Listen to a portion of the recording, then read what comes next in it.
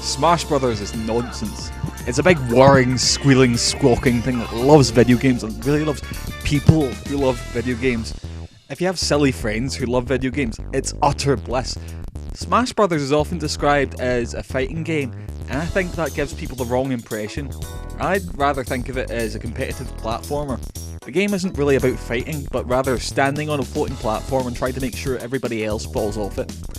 That often means punching, kicking and shooting them, but you're not trying to make these characters unconscious, you're just wearing them down so they have less energy to get back on the platform. Seeing it in that light, it's easier to appreciate how daft this thing is. I mean, it's the faceless avatar from Wii Fit chucking barrels at Ludwig Koopa. If you love Nintendo, this thing is a fucking riot. Of course, the gameplay is only a fraction of Smash Brothers' appeal. Maybe the most enticing thing is that each entry becomes a celebration of video games in general. Not only have you got levels and characters from 30 years worth of Nintendo games, you've got references and music from just about everything the company could include. The list of composers on the soundtrack is a veritable A to Z of genius music talent from the Japanese games industry, including Streets of Rage's Yuzo Koshiro, God Hand's Masafumi Takada, and legendary Nintendo composer Koji Kondo. Super Smash Bros. For Wii U easily has the best soundtrack in any game ever made. It almost feels like cheating giving it that honour. Really though, it's a multiplayer game.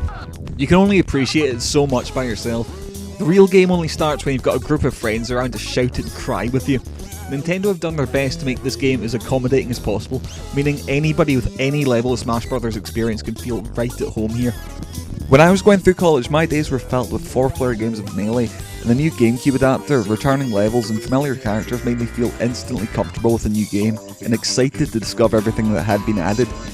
If you grew up with Brawl, or even if you've just started with the new 3DS game, there's familiar content and control options to warm you up to what this game does.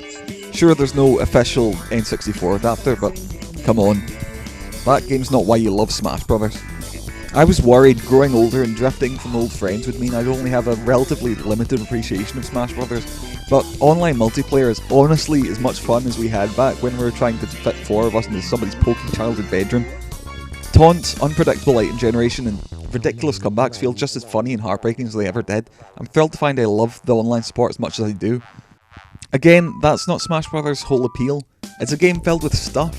Nintendo have collaborated with key staff from the incredible Go Vacation to fill Smash Brothers with more stuff than ever before.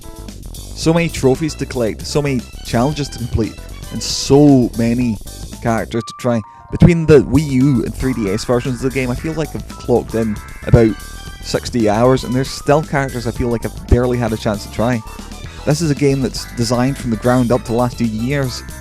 Smash Brothers isn't a game you play through and put aside. It's an ongoing thing made by kind people bursting with love for video games. It's a foundation for your Wii U to sit on through the years.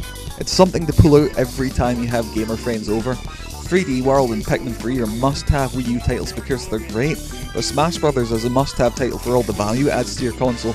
Super Smash Brothers is a mad, screaming accomplishment.